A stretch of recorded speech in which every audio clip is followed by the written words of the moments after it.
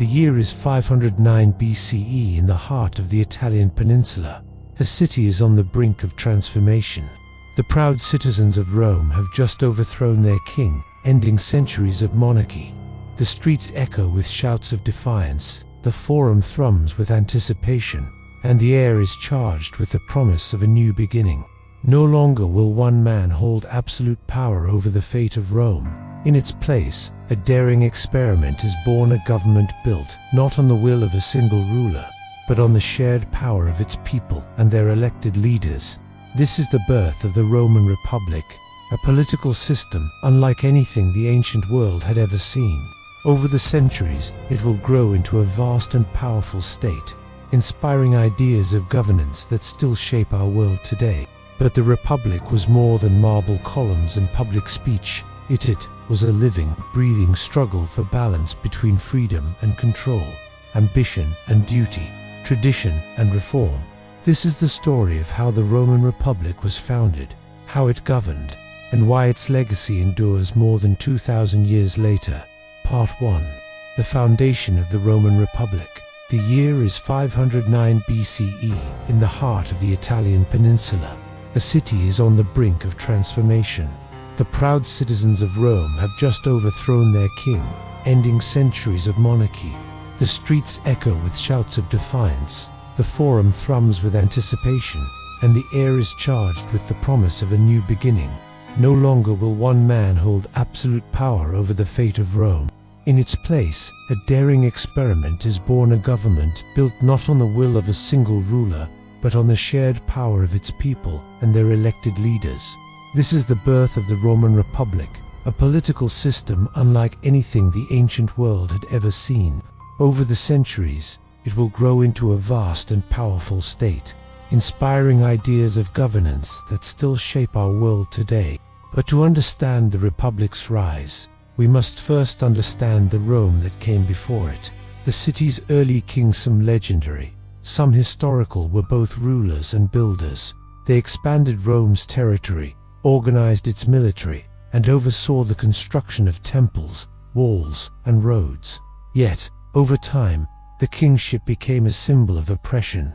By the reign of Lucius Tarquinius Superbustaquin, the proud Rome's monarchy was seen as corrupt, arrogant, and dangerously powerful. According to tradition, the spark that ignited the revolution was both personal and political. The king's son, Sextus Tarquinius, committed a violent crime against a noblewoman named Lucretia. In despair and humiliation, she took her own life, but not before calling for vengeance. Her death became a rallying cry. Leaders like Lucius, Junius, Brutus, and Publius Valerius Publicola seized the moment, uniting the people against Tarquin. They drove him from the city, swearing never again to be ruled by a king. The abolition of the monarchy created a vacuum. Rome could have fallen into chaos or returned to another form of autocracy. But instead, its leaders crafted something new, a res publica, public affair, in which political power was a shared responsibility. This system did not hand ultimate authority to a single individual. Instead, it created a balance of offices, institutions, and traditions designed to prevent any one man from seizing absolute control. At the top of this new system were two magistrates known as consuls. They were elected annually by the citizens and held equal power, each acting as a check on the other. No decision of state could be made without their mutual agreement. One could veto the actions of the other, ensuring that personal ambition was curbed by shared responsibility. This was a radical departure from the monarchy, where the king's word was law. The Senate, too, became central to the Republic's operation. Though its roots stretched back to the monarchy, the Senate evolved into a permanent council of Rome's most experienced and influential men, primarily from the patrician class. The Senate advised the consuls, controlled finances, managed foreign policy, and oversaw religious matters. While it did not have the power to pass laws directly, its influence was profound, shaping nearly every major decision in the Republic's history. Below the Senate were the popular Assemblies, gatherings of Roman citizens who voted on laws, elected magistrates, and decided on matters of war and peace. These assemblies reflected the Republic's belief that political power should have a public dimension. However, not all citizens had equal say. Voting power was weighted toward the wealthy, with the lower classes often grouped together in large blocks that had less influence than the elite. From the very start, the Republic faced tension between two main social groups: the Patricians, who were wealthy landowners with political privileges, and the Plebeians, who made up the majority of the population but had far fewer rights. The early Republic was heavily tilted toward patrician interests, with plebeians excluded from most high offices and denied a meaningful role in government. This imbalance would lead to centuries of political struggle known as the conflict of the orders. Despite these inequalities, the Republic's founding was a milestone in the history of governance. The Romans believed deeply in the idea of mos maiorum, customs of the ancestors. These unwritten traditions were considered just as important as written laws. They emphasized duty, honor, and the importance of serving the state above personal ambition. Even the most powerful men in Rome were expected to show humility before the law. Military service was another pillar of the Republic's foundation. All male citizens were required to serve in the army, and military success was a primary path to political advancement.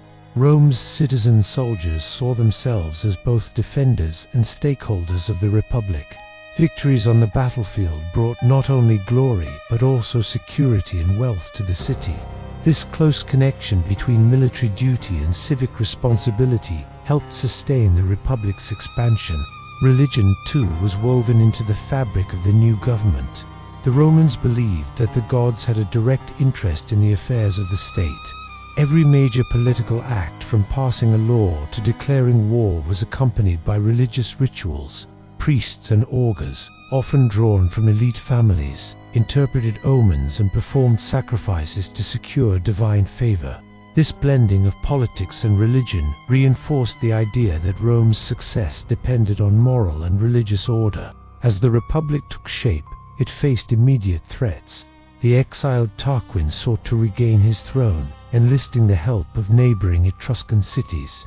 In a series of battles, the fledgling Republic proved its resilience. Leaders like Brutus became symbols of sacrifice. According to legend, he condemned his own sons to death for plotting to restore the monarchy, demonstrating that loyalty to the Republic came before family ties. Over time, the Republic's structure became more sophisticated. New magistracies were created to handle specific duties. Praetors oversaw the courts, quaestors managed finances, and aediles maintained public buildings and organized games. The office of censor was particularly prestigious, as censors conducted the census, regulated membership in the Senate, and oversaw public morals. Yet, for all its innovations, the early Republic was far from a true democracy. Power remained concentrated in the hands of the wealthy, and political life was dominated by a small circle of elite families. Still, the Republic's blend of monarchy, aristocracy, and popular participation was a remarkable achievement for its time. The first century of the Republic set the tone for the centuries that followed. Rome's leaders were deeply aware of the fragility of their system. They feared the rise of another king and were willing to endure political gridlock rather than allow one man to dominate. This obsession with preventing tyranny became both the Republic's greatest strength and, eventually, one of its fatal weaknesses. By the end of the 5th century BCE, Rome had established itself as a rising power in central Italy. Its armies were disciplined, its laws were respected, and its political institutions, though imperfect, provided a stable framework for governance. The Republic was ready to face new challenges: wars with neighboring tribes, internal demands for reform, and the constant push and pull between tradition and change. What began in 509 BCE as a bold experiment in shared governance was already proving its worth. The monarchy was gone, but Rome had preserved the idea of strong leadership through its magistrates.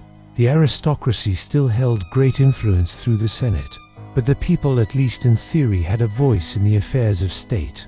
This delicate balance would be tested time and again, but for now, the Roman Republic stood firm. its foundations lay deep in the values, institutions, and ambitions of its citizens. Part 2. The government and political evolution of the Roman Republic. The early Roman Republic was more than just the absence of a king. It was a carefully balanced system of shared power.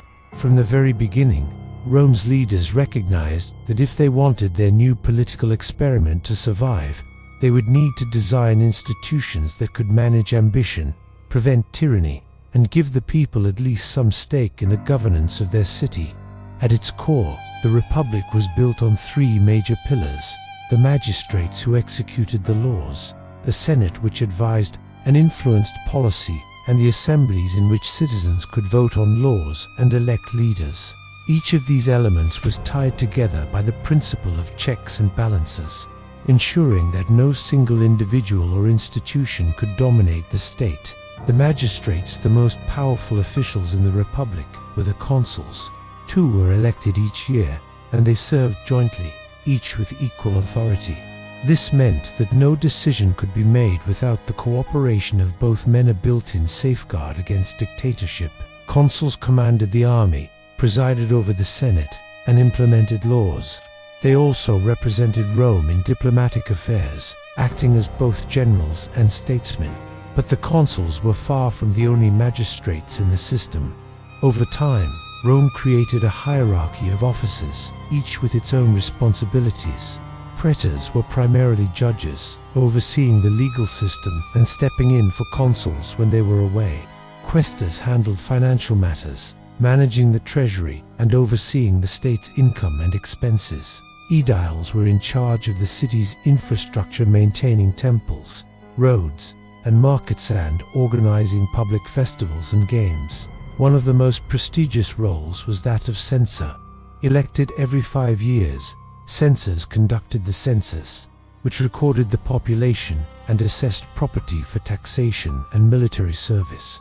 They also had the power to review the moral conduct of citizens and could remove men from the Senate if they were deemed unworthy. In this way, the censors acted as guardians of Rome's political integrity. The Republic also had provisions for extreme emergencies. If the city faced a dire military threat, the Senate could appoint a dictator, single ruler with absolute authority, for a maximum of 6 months. This position was not meant to undermine the Republic, but to ensure swift and decisive action in times of crisis.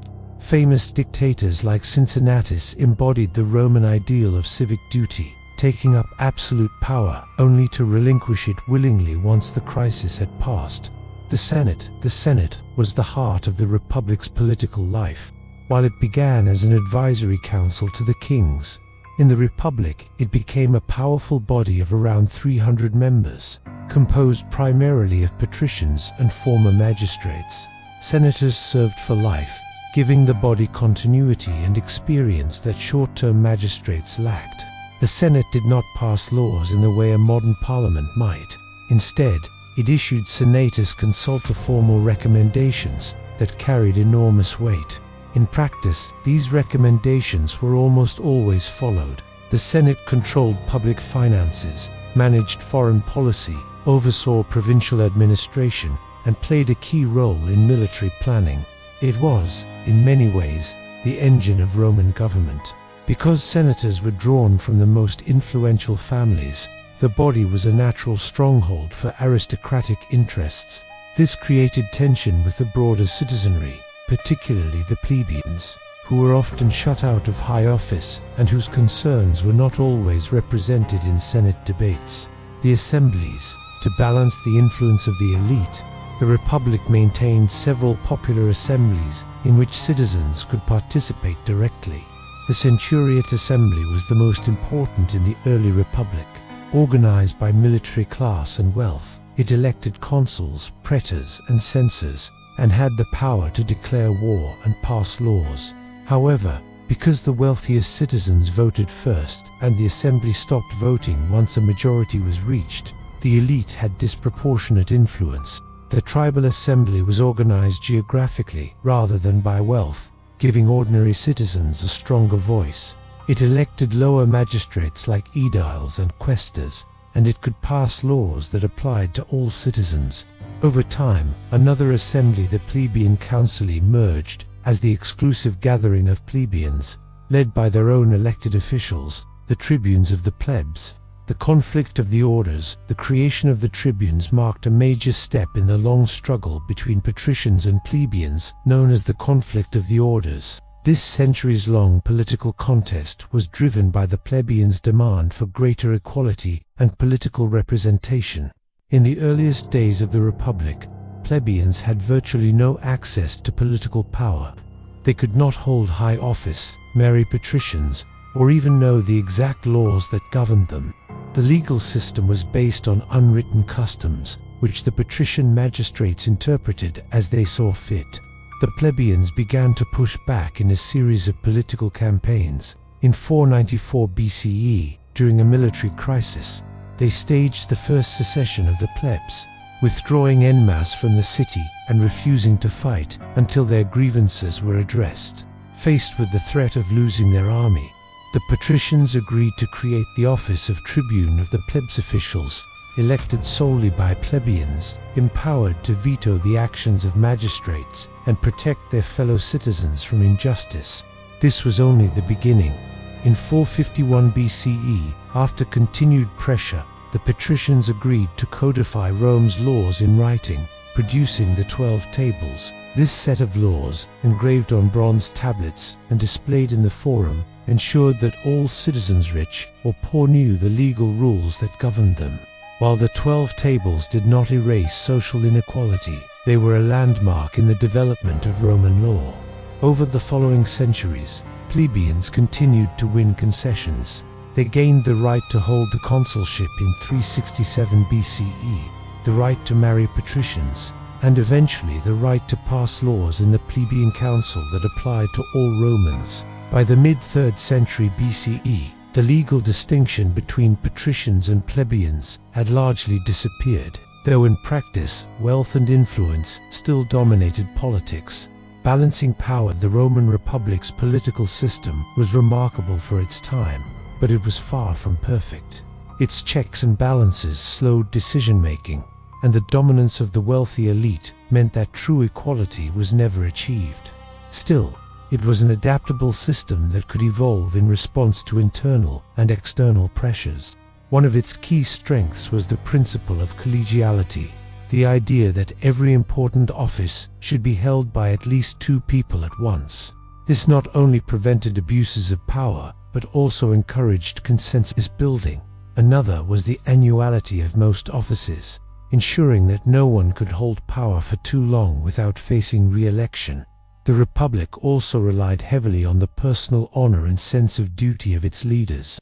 Roman culture placed immense value on public service, and ambitious men sought political office, not only for power but also for prestige and legacy. Holding office was expensive. There was no salary, so it was generally the wealthy who could afford to serve, reinforcing the dominance of the elite. Expansion and challenges. As Rome expanded its territory through war and diplomacy, its political system faced new challenges. Governing a single city-state was one thing. Managing a growing network of allies, colonies, and conquered territories was another. The Senate took the lead in organizing provincial administration, but corruption and mismanagement became persistent problems. Military service also began to change. In the early Republic, the army was composed of citizen soldiers who served temporarily during campaigns. As wars became more frequent and distant, military service became a heavier burden, especially for small farmers who had to leave their land unattended. This economic strain would have serious political consequences in later centuries. The Republic's institutions, designed for a small city-state, were gradually stretched to their limits by the demands of empire. Decision-making became slower, political rivalries more intense, and the influence of powerful generals began to overshadow that of the traditional magistrates and senate. Yet, despite these strains, the Roman Republic endured for centuries, adapting and evolving to meet the needs of its people. Its unique blend of aristocratic leadership, popular participation, and institutional checks created a political culture that was both stable and dynamic. The lessons learned in these centuries, the importance of the rule of law, the dangers of concentrated power, the need for compromise between social classes would echo far beyond the boundaries of Rome. For now, the Republic stood strong, a model of governance that would inspire philosophers, statesmen, and revolutionaries for generations to come. Part 3: Crisis, Reform, and the Fall of the Roman Republic. By the middle of the 2nd century BCE, the Roman Republic stood as the dominant power in the Mediterranean. Its armies had crushed Carthage, subdued Greece, and extended Roman authority from Spain in the west to Asia Minor in the east. The Senate guided this growing empire with steady, if sometimes self-serving hands. But beneath the surface, the Republic was changing in ways that would prove dangerous to its stability. Expansion brought wealth, slaves, and new lands to Rome, but it also deepened social divisions, weakened traditional political safeguards, and empowered individuals whose personal ambition threatened to overshadow the Republic itself. Rome's greatest victories carried within them the seeds of its downfall: wealth, inequality, and the decline of the small farmer. In the early Republic, Rome's army was made up of small farmer citizens, soldiers, who fought in defense of the state and returned to tend their fields after each campaign. But as Rome's wars became longer and more distant, these farmers were forced to leave their land unattended for years at a time. Many returned to find their farms in debt, sold, or taken over by wealthier landowners. The new lands conquered abroad were often given to Rome's elite, who created vast estates, latifundia, worked by slaves captured in war. These estates could produce goods more cheaply than small farms, further driving independent farmers out of business. As displaced citizens poured into Rome in search of work, the city's population swelled, creating overcrowding, poverty, and unrest. This growing economic inequality fed political tension. The Republic had always been dominated by the aristocratic class, but now the gap between rich and poor was more visible and more dangerous than ever. The Gracchi brothers and the first major reforms. In 133 BCE, Tiberius Gracchus, a tribune of the plebs, attempted to address this crisis. He proposed a law to redistribute public land to landless citizens, limiting the amount any one person could hold. Tiberius argued that restoring the small farmer class was essential to the health of the Republic. The Senate, dominated by wealthy landowners, opposed his plan. When Tiberius bypassed the Senate and brought his law directly to the plebeian council, he broke with tradition, sparking political outrage. Violence erupted, and Tiberius was killed along with hundreds of his supporters by a mob of senators and their allies. A decade later, Tiberius's younger brother Gaius Gracchus revived the reform movement. In addition to land redistribution, Gaius sought to provide subsidized grain to the poor, extend citizenship to Rome's Italian allies, and reduce the Senate's control over provincial governance. His sweeping reforms alarmed the aristocracy. Once again, political tensions escalated into violence, and Gaius took his own life during a riot in 121 BCE. The deaths of the Gracchi brothers marked a turning point. They demonstrated that political disputes in Rome could now be settled, not through debate, but through force. The rise of ambitious generals.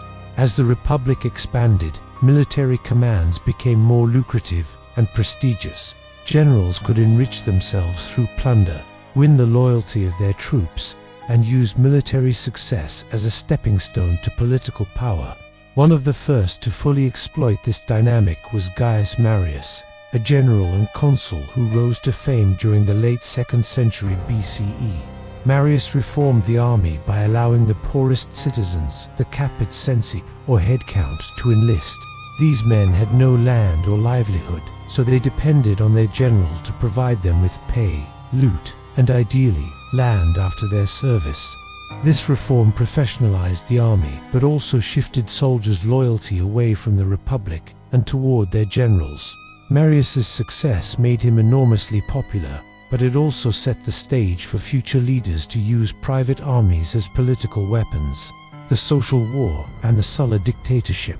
The Republic's Italian allies, known as Socied, long fought alongside Rome, but they lacked citizenship and the rights that came with it. In 91 BCE, their frustration boiled over into the Social War, a brutal conflict that pitted Rome against many of its own allies. Rome ultimately won, but at a high cost.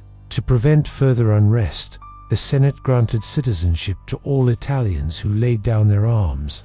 This expanded the Roman citizen body dramatically, but it also introduced new political complexities as the newly enfranchised Italians sought representation. In the aftermath of the war, political rivalries intensified between Marius and another powerful general, Lucius Cornelius Sulla. When Sulla was given command of a lucrative eastern campaign, Marius maneuvered to have it reassigned to himself.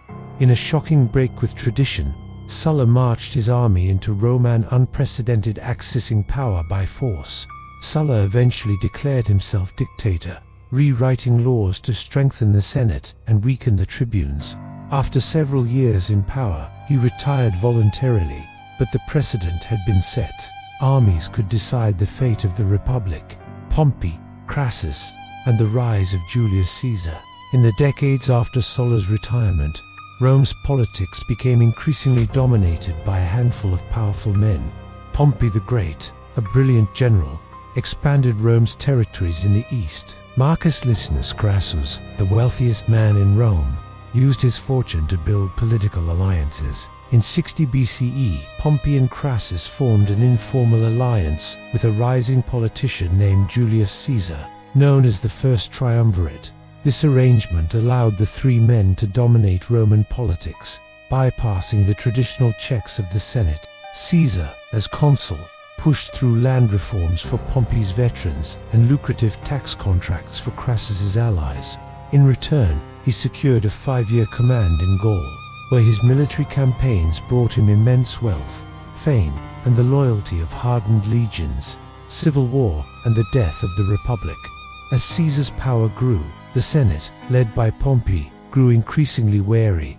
In 49 BCE, the Senate ordered Caesar to disband his army and return to Rome.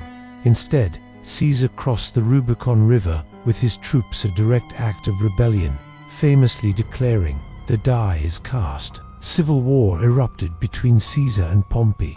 After a series of battles across Italy, Greece, and Egypt, Caesar emerged victorious. He returned to Rome as dictator, initiating a series of reforms including debt relief, calendar reform, and expansion of the Senate. Yet his accumulation of power alarmed many senators who feared he intended to make himself king. On the Ides of March 44 BCE, Caesar was assassinated by a group of senators led by Brutus and Cassius, who hoped to restore the Republic. Instead, Caesar's death plunged Rome into another round of civil wars. His allies, including Mark Antony and Caesar's adopted heir Octavian, later Augustus, battled his assassins and then each other. The final showdown came at the Battle of Actium in 31 BCE, where Octavian defeated Antony and Cleopatra of Egypt, the birth of the Roman Empire. In 27 BCE, Octavian presented himself as the restorer of the Republic, but in reality, he established himself as Rome's first emperor, taking the title Augustus. The Senate still met, magistrates still held office, and the forms of the Republic remained, but real power now rested with one man. The Republic had not been overthrown in a single stroke.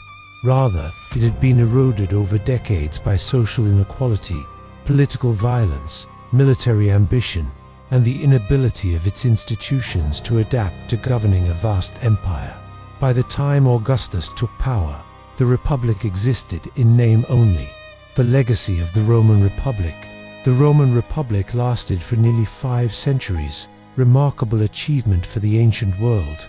It began as a small city-state that threw off a king, built institutions to share power, and slowly expanded to dominate the known world. Its fall was not simply the result of ambitious men like Caesar or Augustus. It was the product of deep structural challenges, the widening gap between rich and poor, the breakdown of political traditions, and the rise of armies loyal to generals rather than the state. Yet even in death, the Republic lived on in influence. Its ideas about checks and balances, the separation of powers, the rule of law, and civic duty would echo through history, inspiring political thinkers from Machiavelli to the framers of the United States Constitution. Rome's story is a reminder that no political system, no matter how strong, can survive unchanged forever. It must adapt to new realities or risk being replaced by something new. For the Romans, the Republic gave way to empire. For us, its history remains a testament to both the possibilities and the fragility of self-government.